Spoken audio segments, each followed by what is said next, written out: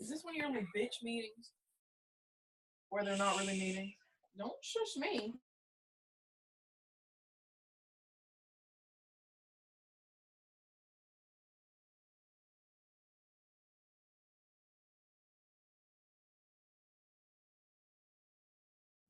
All right, now we're recording.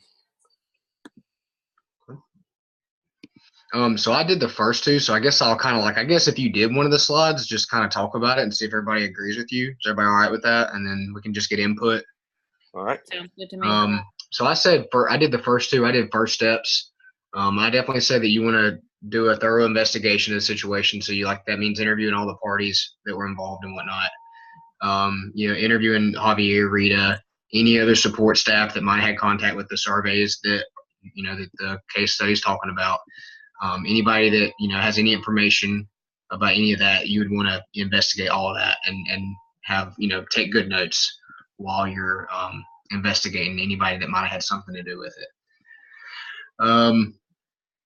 I would also present at some point. I would talk about presenting the evidence to Javier and then just see what his response is to the evidence that you have, because it would just be interesting to see how he feels about the situation, whether he denies it or whether or not he accepts blame for it.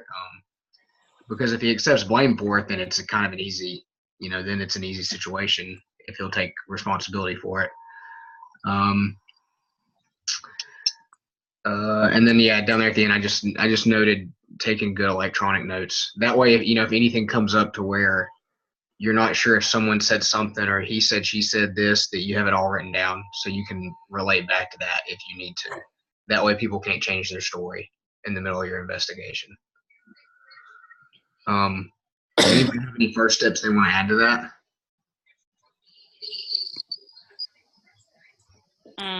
I think it's thorough. The only thing is that the electronic notes is good, but also even if you didn't take electronic notes, you just took notes on a pen and paper is also another option. Just because sometimes when you're on your computer typing, it intimidates somebody as you're investigating. So as long as you're taking some type of formal notes. Yeah, that's what I meant. The first thing that popped into my head was electronic notes, but obviously anything that you're comfortable with taking notes with, I would just take notes about everything. Mm-hmm.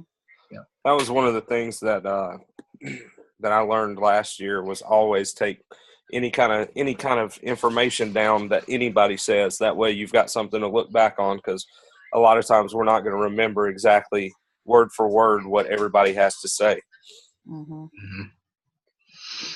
Mm-hmm. Yeah, that's one of the things when I did my shadowing that the AP that I shadowed, she did a really good job with that. She kind of took really good notes about what people said, and she didn't have to use them really at any point, but if she did, she could have. So it was cool to see that. So if nobody has anything to add to that, the next one was it said, is there any additional information you need? And I basically just went through and said, things that I would want to know, or is first off, was anyone else aware that he was making those type of choices? Did anyone else know about this? Because if they did, then that's something else you have to address. If he was, if he was unethical now, has he made other things? Has he done other things that maybe he didn't make good choices to? Because it just kind of makes you think, well, anything that he was involved with now, might be tainted to some extent. You don't know what he's done now that he's made this bad choice. So I would want to look into other things that he's been involved with, which might take time. That's something that might happen after this investigation.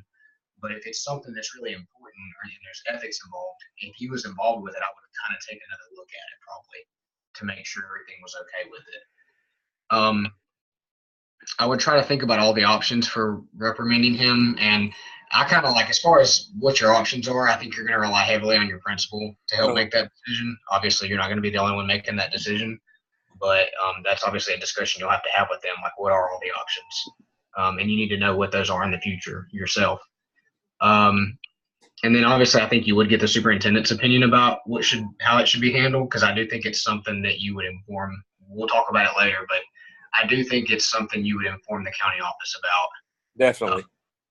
Just because of how many, just the ethics involved in it being a parent, the parents being involved, and if it did get out, that It could be a legal issue. it could be a legal problem too. Yeah, to a certain extent, if it gets out that he's forged these names and stuff. So I definitely think it's something that you want to let your county office know about. So, and then who else's opinion would you need about the situation? I think is something else you could collect. Anybody that probably the human resource assistant superintendent, you would probably want their opinion, since they would probably be the one mainly helping you with how to handle, the situation. So, can anybody else think of any additional information we might need?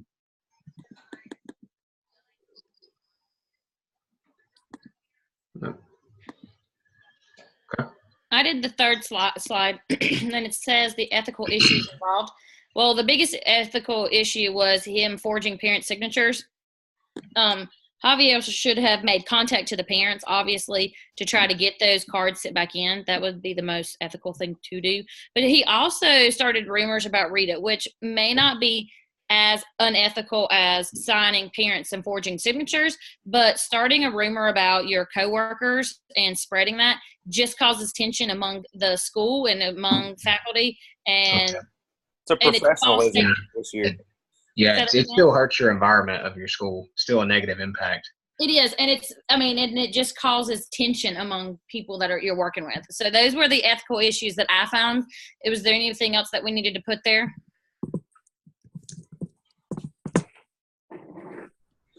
Pretty much it. I think that's And good. then the legal issues with forging signatures. Well, forgery is a serious offense. It is punishable as a felony in all 50 states and the federal government. Obviously, you could get penalty for jail or prison time. There's fines and there's probation. But forgery in some cases can be misdemeanor offenses. Forgery of someone's name on a survey may not be considered a felony since it's not necessarily a legal or government-issued document. But there could be action taken from the school, and Javier could be wrote up or fired for forging parents' names on a survey. So there are legal ramifications if you sign someone's name, obviously. But for this not being a legal document, it was just a survey, it may not be so much of a felony. But, I mean, you sign your contract states that you won't do unethical behavior. So that's just that right there. You have the grounds to be fired immediately. Charges could probably be brought against him from your school attorney. Probably, yes. And that probably would end up being, to me, what would end up happening because of this being an ethics case. Yes. And it may be that they charge you, or it might be that you just lose your job. I think it would depend on how far they wanted to take it and what type of survey information you were forging parents. Yeah. I was going to say, I would be surprised if they took it all the way to court, but I mean, I figured that you would probably just lose your job if you did that. But it just it depends on what the county wants to, if they want to make a point out of you, maybe they will take it to court, I don't know. And especially if this is not his first thing of being unethical, and the starting the rumors is not a huge unethical thing, but that right there kind of shows you his pattern of behavior. Shady behavior. So it may be that he's already done something in the past, maybe not to this such a magnitude of forging all of these parent signatures, but he also just didn't do one or two parents. He did a multitude of parents. So there could be legal ramifications, but there also could be, just the fact that he loses his job, which in itself would be terrible. Yeah.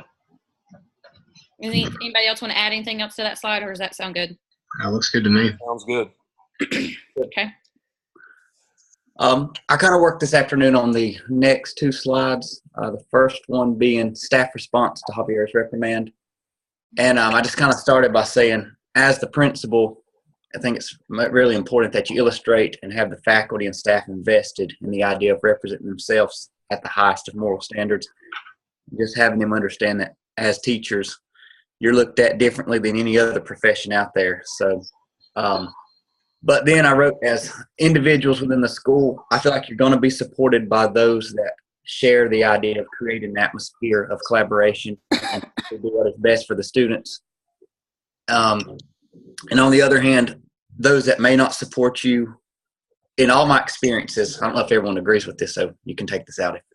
But those that choose to support an individual that's not illustrating a high standard of morals, they tend to not last long in the profession because they're down in everything, and they end up sort of making the same type of choices that the person that they're supporting did. Yeah. So I didn't know if anyone had seen that in their school, but it's sort of over the last couple of years I've seen that happen, and I thought I'd throw that in. And then I thought, lastly, Javier's actions have went against all efforts of bringing the staff together. Mm-hmm. Yeah, no, I agree. Yeah, like he seems. I mean, obviously, like we don't know him personally, but just from what the way he's described and what he does, he seems very selfish, kind of just wanting to be the best and taking a very like singular perception on things, and it's kind of hard to survive in education without with that kind of selfish mindset, I think. But I like how like she made it a point to put in there that he was really well liked by the staff. Uh-huh. And I think she did that to make you question what you should do with him, because then you're questioning, will the staff still like me if I do reprimand him? But I do agree that with you that if the staff is on board with being ethical and having a school that is honest and trustworthy, if they know the truth, which you would probably have to talk to the staff about something like this if this happens. Did we put that down? I don't know if we put that down or not, that we would talk with the staff. I don't know. We could probably put that in like what happened, like our final Okay. kind of slide, because we have that. But I do think maybe you should probably address, like, if he's this well liked and then you decide to fire him, you need to know what to say to the staff about that if that's your decision. And hopefully, I do think that they would support you if they. Yeah, Stephen, if you think about like going back to some of our trainings, that if you're going to fire him, you're probably going to have the superintendent, like you said, involved in that. So that meeting probably would take place at a faculty meeting where you're just letting them be aware, maybe not into all the details of what happened, but just, we do not stand for unethical behavior. Yeah, I would keep it general. Yeah, but I would definitely say something to him maybe. Yeah, and you can't go into too many details because that goes into his, the personal stuff, but trying to make sure the faculty understands that we're going to have high standards here and not be unethical about things. Is something really important to make sure that everybody's aware of.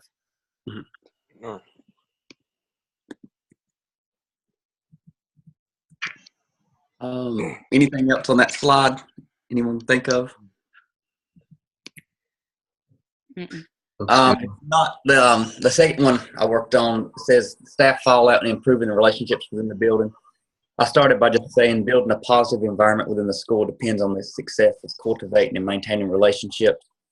So then the smaller bullets are kind of discussing how to maintain and build and just create those relationships. So first, the strong communication, and it can take many forms. For example, communication includes involving. So that just may be simply as if you're going out to lunch one day during a teacher work day, that you're not trying to sneak out with this group, but involving everyone. Reinforcing. So if you see someone messing up, don't run to the principal and turn them in or whatever, but just reinforcing the rules of the school. Sharing ideas, maybe sharing lesson plans, sharing classroom management. Directing. I think that's major for the veteran teachers and all these BTs coming in, kind of directing them. And then, of course, praising. Not tearing down the teachers, but praising them. Caring about the ones around you. Just get to know the interest among the staff, recognize accomplishments. At my school, we have a shout-out board where if someone does something well, you go put their name on the board, give them a shout-out, and at the end of the month, the names are drawn for some type of prizes. So it seems small, but just walking by and seeing your name for something as small as taking over bus duty for someone or covering the class while they took a test or something, that's just a big motivator.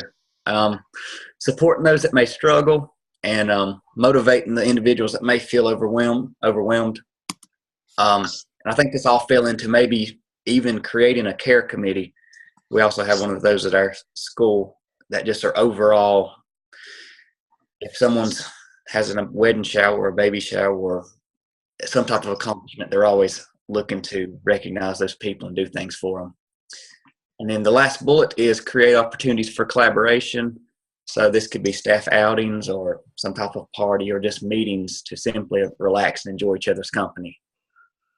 Yeah, we do like a cheer cart. So once a month, like around payday, they come around. Our student lighthouse comes around with a cheer cart. So it's usually a drink and a bag of chips, and the kids, come in and you get to pick what you want. It's nothing big, but it's always just a nice like, hey, you're doing a good job. We recognize you as a teacher, and the kids get to do it. So the kids have that leadership role. And we kind of do the same thing with the shout out board. And teachers do that, but it sometimes seems that some teachers forget to do that. But when it's at our last faculty meeting, one of our teachers got like 4 or 5 at the, and that just like she even said, she goes, it's amazing when someone recognizes all the hard work you're doing. Mm-hmm. It means a lot to them. So, I mean, doing those little things help improve the relationships among your staff more than what people realize. It's not just one more thing. It's just a little something to make school a little bit better some days. Yeah, and I really like the idea you said that the student lighthouse, and that's pretty neat. Yeah, and they just take their shopping cart around, and it has drinks in it, different kinds of drinks, and it's the small bags of chips. But I think sometimes there's candy in it, but most of the time it's just a bag of chips and a drink. Sometimes they put apples in it for the teachers who want to be a little bit more healthier. But that's just whatever we have in our cart, and they just take it around. So Stephen usually gets to miss it now. So. I was going to say that I don't get it anymore since I'm not there in the morning, but nope. I do miss that. It's cool. It's just a nice little thing because most of the time it's like just a small. So it could be like some of it's like flavored water. So like it's nothing. So it kind of helps with all the teachers who want different stuff. So it's not just soda, but it's just a nice little token of, hey, I do see what you're doing, and the kids recognize it, and so I like that slide. Mm-hmm. Yeah, it's good. So this is the one we got to really talk about. Who started on the ultimate? Yeah. What actions do you take? I did. Okay. You want to just talk about it? So the ones that I put in there, I said due to the nature of the incident, it would need to be more than just you having a one-on-one with him, with Javier. And just because in our county, one of the things that they tell us that if it's something that you're not sure how to handle, that if it says it when in doubt, report it out. So in that situation, to get full disclosure on what you should do, I said that you should it should definitely be reported to the district's office to seek what type of actions they recommend you to take. Also, by reporting it, it leaves a paper trail showing that that the incident did occur, that you did take these steps, and that in case that they don't seek to dismiss him, that that there's a paper trail saying that he's had this write-up or this offense already before, so that if it comes to his next incident that they do want to dismiss him, that there's a reasoning behind it. And then I just said that it could be grounds for a recommendation of dismissal, seeing as how that as the administrator you can't fire him, but you can make that recommendation to the superintendent or to the district office. Yeah, I was going to say that it would be hard to make that decision on your own. So thankfully, I don't think you would have to, especially as an AP. I think you're part of the discussion, but I don't even being the principal, I don't think you would have the final say. I think it's going to be your HR superintendent, assistant superintendent that makes the call on whether or not they keep their job or not. But I do think you have, like the principal and the AP too, but especially the principal, I think you have a really strong say or recommendation in what would happen. So you wouldn't have their fate in your hands, but you would have a big portion of it, if that makes sense. But that's kind of that whole, even before this incident, there had to have been, this can't be his first thing that he did, just because that's a big, to sign all these parents' signatures. He must have maybe not done this unethical of an action, but he probably had there's probably something. Most teachers have some kind of, some principals have documentations of things that are happening with that teacher. So if there is if he did keep record of his behavior and stuff and things that were happening, that also will go. That'll be something else you can use when talking to HR and having HR there. And probably you, like Travis said, you probably wouldn't have that meeting by yourself. You probably would have. You do the investigation on your own. You'd let central office know, but then central office, the HR department probably would come into your school building to sit down with the final decision. Like whatever decision is made, HR will probably be there with you. Yeah, because like with the incident where he was, about the rumors, that's something that you can sit down and have that conversation. But with something as far as him forging that many signatures or forging them at all, it needs to be more than just, okay, well, this is what you did. It shouldn't just be don't do it anymore and keep moving. Like it needs to be something higher level. Yep. I agree. And I think at this point, when you're at the recommendation of dismissal, the real important part is having your everything in line, all the evidence clearly stated, everything going in there prepared and unified. Yeah. Yeah. And unified in your decision making. Yeah. All right. Well, I think that looks, that one looks good. I just added look for precedent if there are other cases in your district of ethics, what those decisions or who made those decisions and what those decisions were to see, what the possible punishments are for Javier. Should we add something in there about the school board policy? Checking your school policy. Yeah. If there's anything about this, I don't know if there is. I cannot remember if we have anything. I know there probably is, but should that be something that you look and you actually refer to the policy? Maybe the teacher handbook. Yeah, it might be in that. It might be like our policies are all online, so you can look them up and you'd be able to at least say, okay, you just went against this policy that the school board has issued. So I'm curious, so what do you, I know we're trying not to really say like what we would actually recommend, but like as a, if you were in that position of having to recommend something, what would you recommend? Would you recommend that he be dismissed, or would are you going to you just going to write him up and give him another chance, or like what do you decide to do? I mean, I think personally, if that's the first instance, I definitely think, of course it would be a write-up, but probably a suspension. At minimum, I think it's maybe a suspension.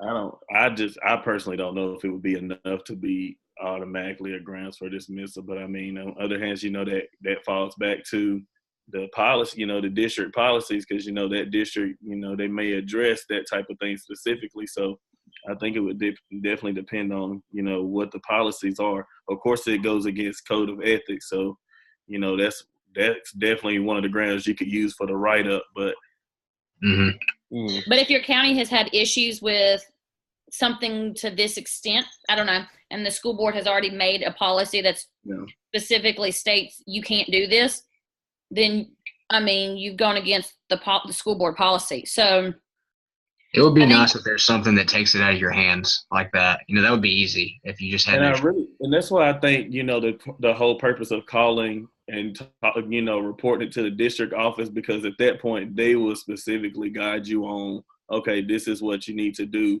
These are the actions that's going to take place. So I definitely think, calling the district office and talking to the people there, I think that is the, kind of taking it out of your hands. Like you're still hands on, but I think at that point, it puts it into their hands, and the people that specifically know those policies offhand and know the actions, of course, of what type of reprimandment should take place.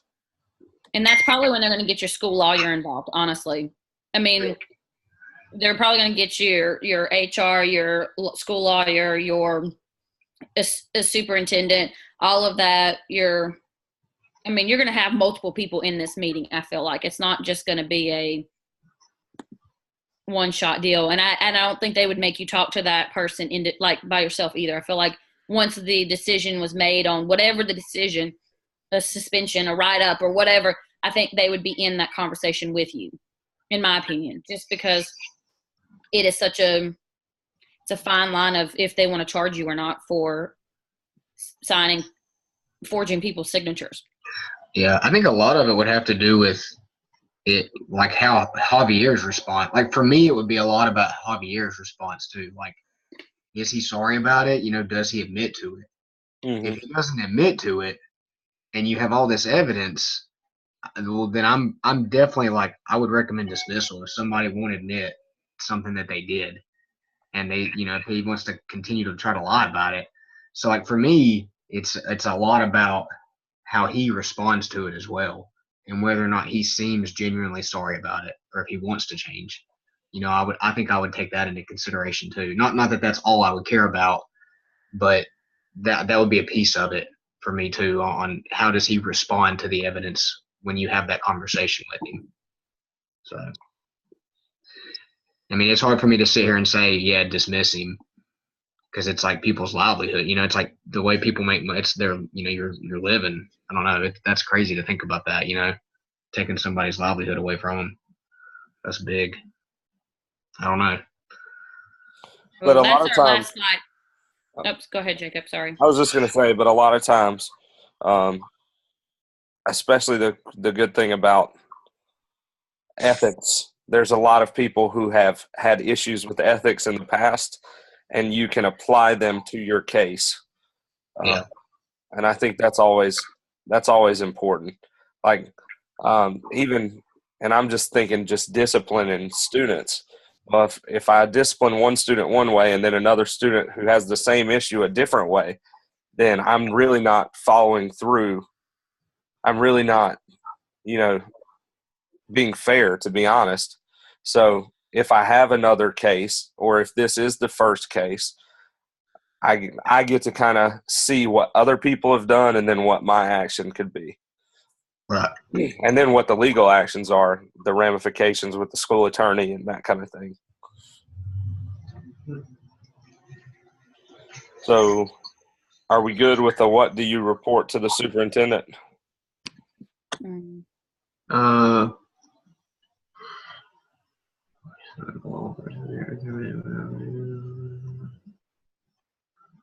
Yeah, I'm good with it. Okay. Good to me. The last slide, the one we have to come up with together. What are the grounds for suspension or dismissal?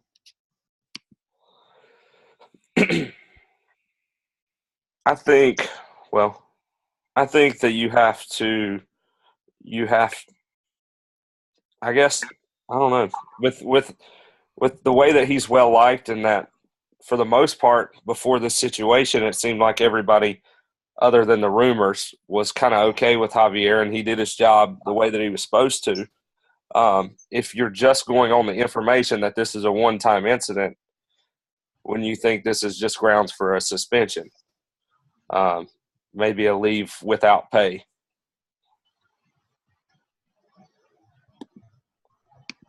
I think suspension minimal, like that's like the least that can happen. I would think, like, it's that serious ethical thing, to where it, it could be, there could be legal action taken, and so if you don't take it that far, I think that the bare minimum should be suspension.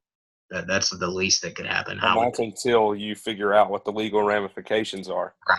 Exactly.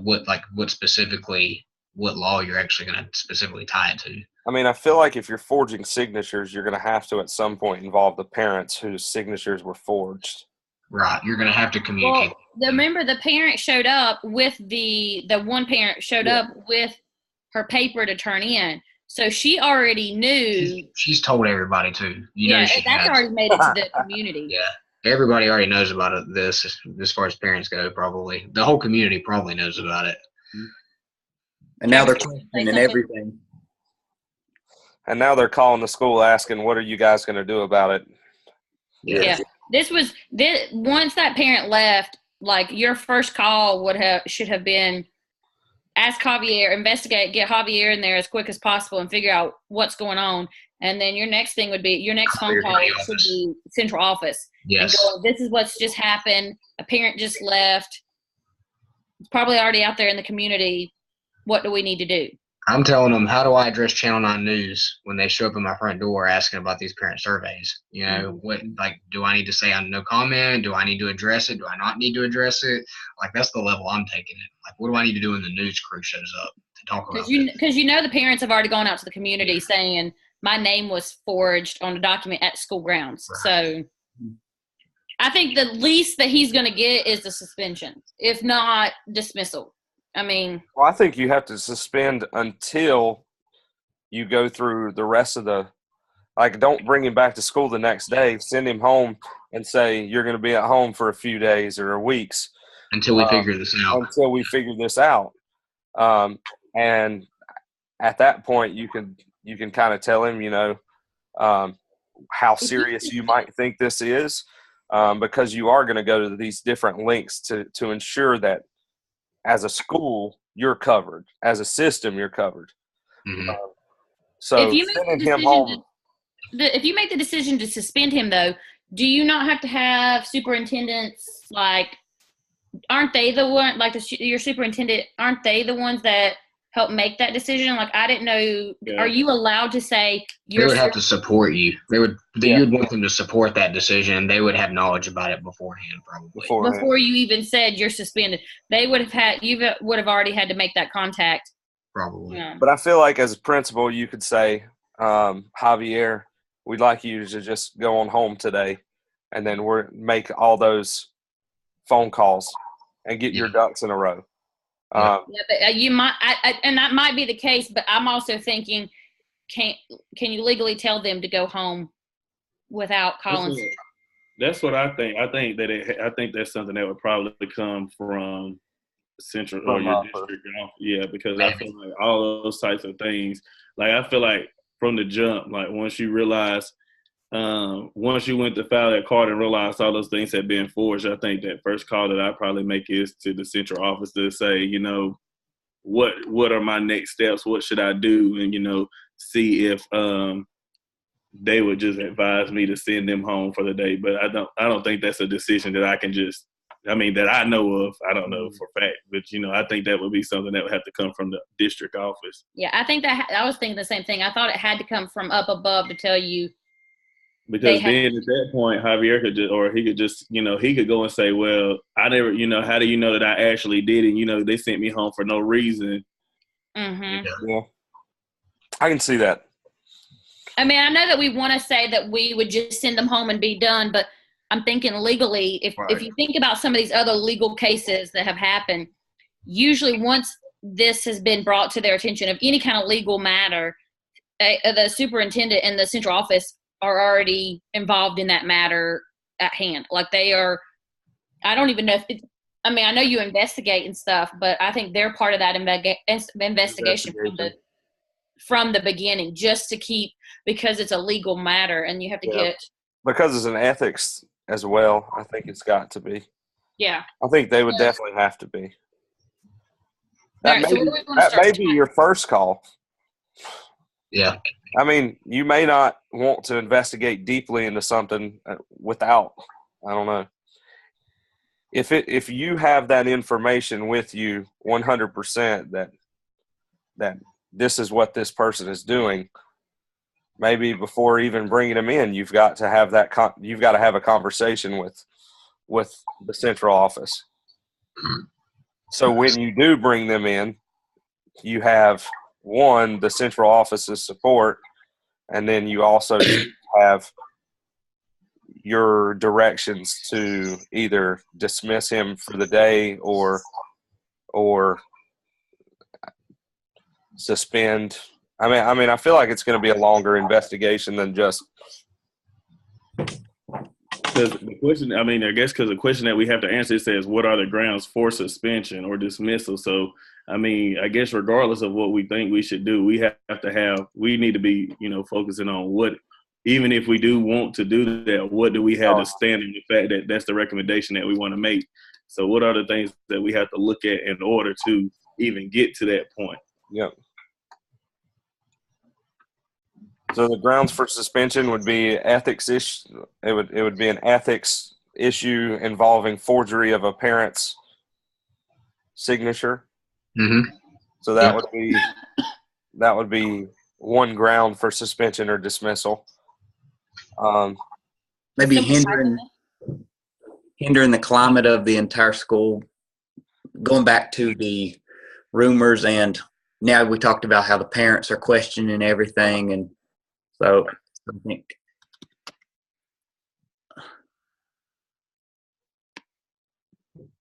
Anybody typing this or? Hadn't yet, but I can.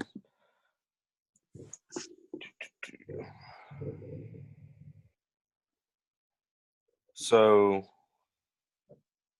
what would we say? Lowering the I guess you could say violation of code of ethics. violation of code of ethics. I like that. If I could hit the right keys. When people watch you type, Well, I hit the caps lock instead of A. Yeah, I don't like typing when people are watching Me me. either. Like I'm like, just hold on, just stop looking for a minute, because it's like you know how to spell all the words, but then as soon as people are watching you type, you hit like all the wrong buttons, and it's just I guess it's about people watching you. Yeah, So- go ahead and stop watching. Turn your heads. Everybody click off of it. Just So click off. no, it's fine. So forgery of parent signatures would be a grounds. for jeopardizing the positive climate within the school. So negatively impacting school climate. And the relationship with parents, because then it's gonna make the parents. And Javier had a good relationship with the parents of the parents, because he was the face that people usually saw when they came in. He had a good relationship. I guarantee you, had he just made a few phone calls, he could have had those parents turn those in the next day. Yeah. Right. He was. He was just trying to be He was trying. Shortcut. He's being a sore loser and wanted to. Yeah. So, violation of code of ethics, forgery of parent signatures, negatively impacting school climate. What else? I would put something about community impacting parent trust. Honestly, if you think about it. So, impacting parent trust in the school. Mm-hmm.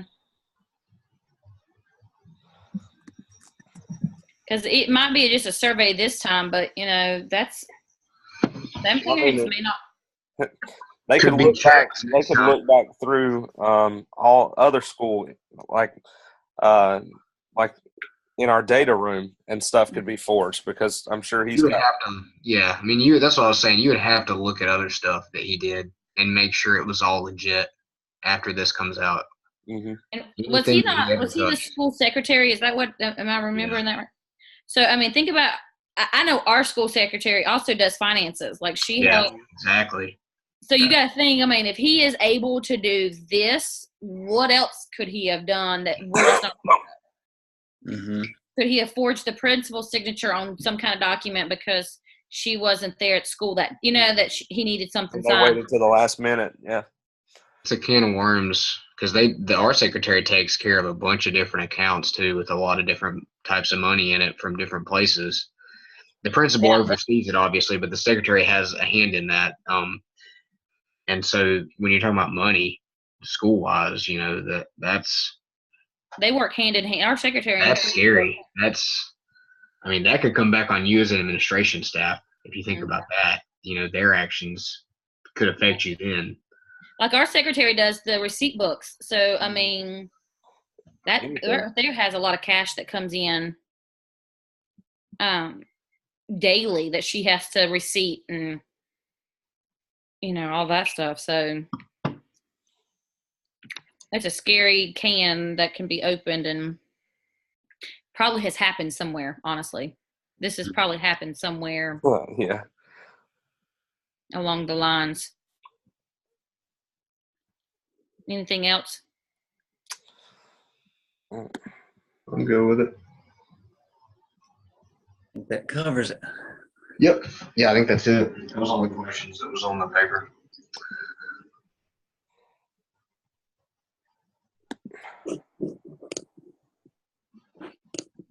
So what's our final decision? Do we think he needs to be suspended or dismissal? Because I'm just looking at what we have to do.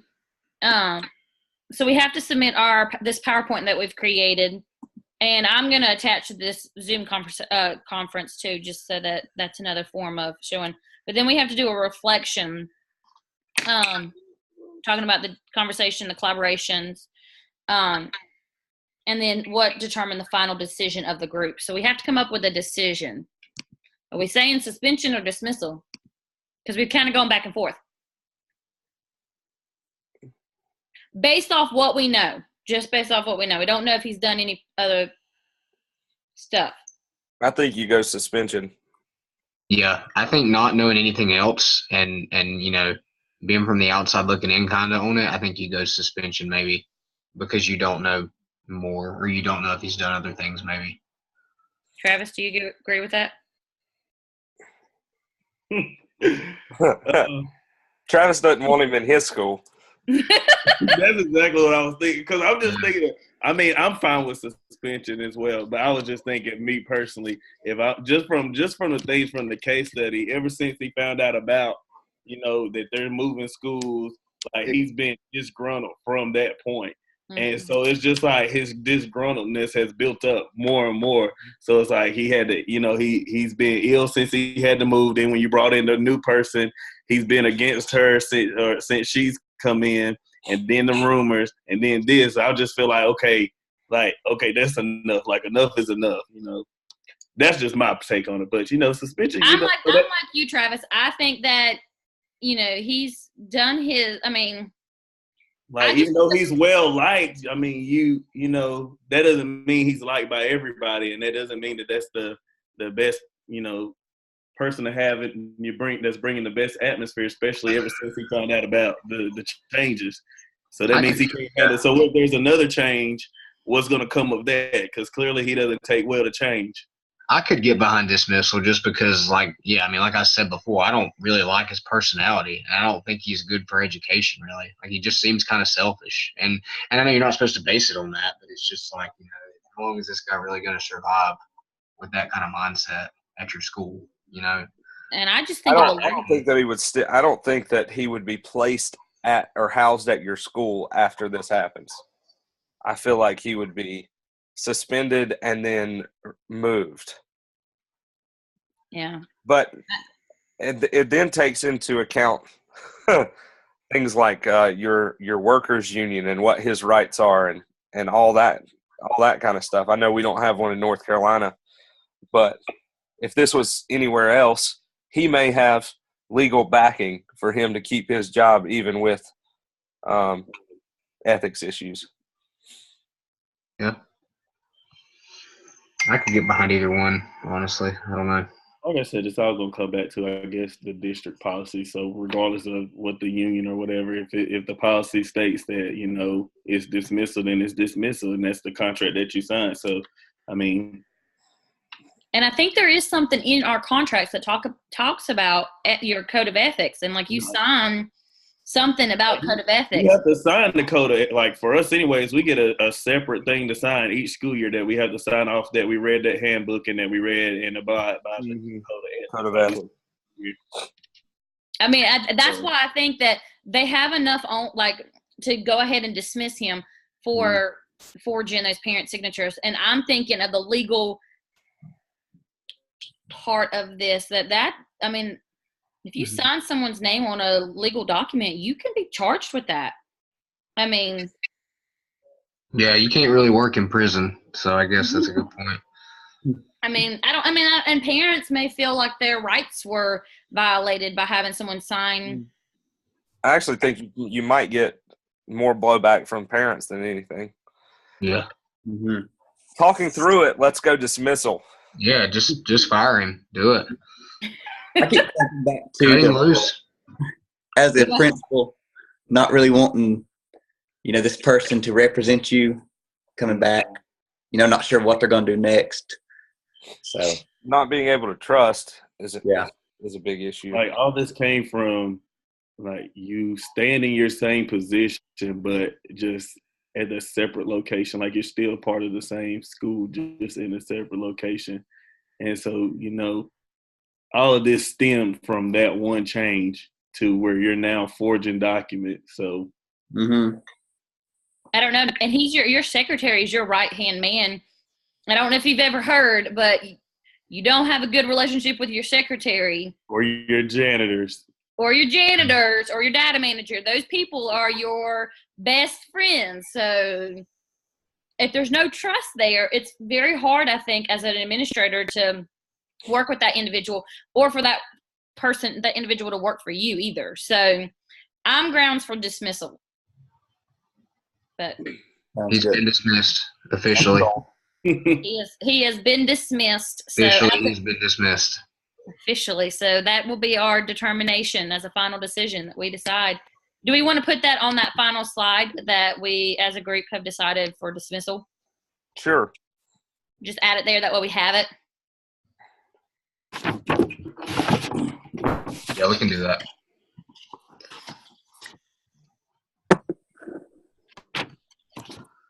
How long is a reflection supposed to be? Is it supposed to be like a page or a paragraph?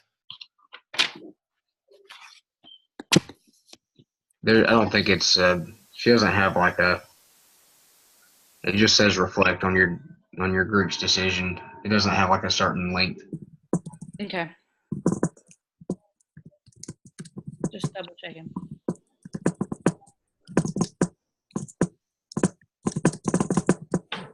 Uh-oh.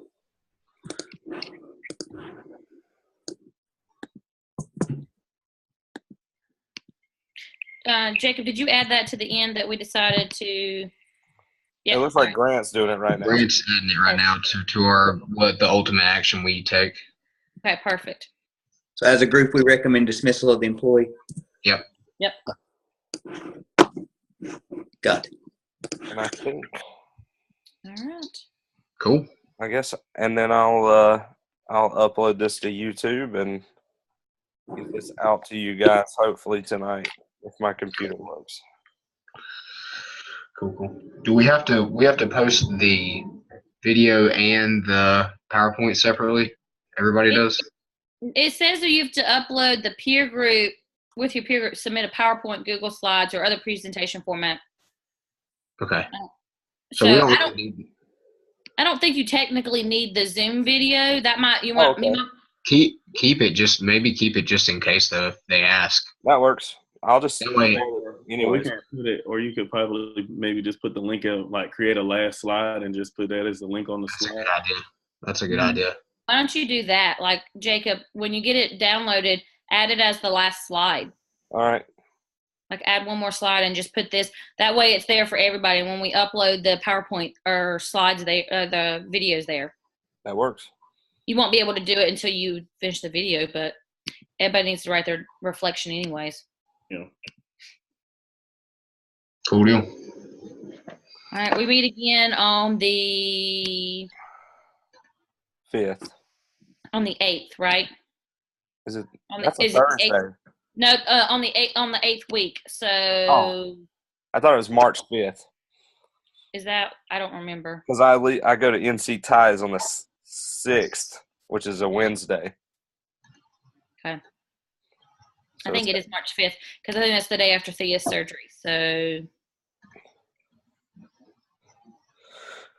Steven, I think that's your day.